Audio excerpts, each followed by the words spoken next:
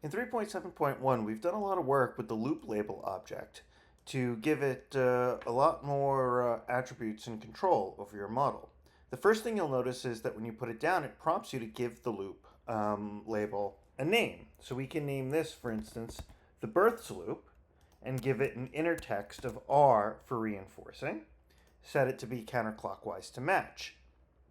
We can then, just like always, select the variables and connectors in the loop by clicking through and selecting these items, double clicking to finish. And now when we hover over, we see the new loop highlighting in 3.7.1 that focuses the loop and grays out the rest of the diagram.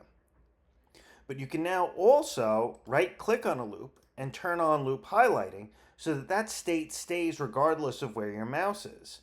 You can then use this to stack highlights in order to copy and paste diagrams into something like PowerPoint.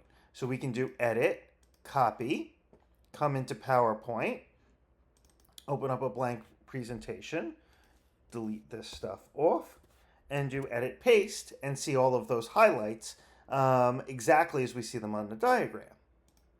And then when we want this state to go away, we can either right click, turn off the loop highlight, or double click on nothing to reset all highlighting back to normal.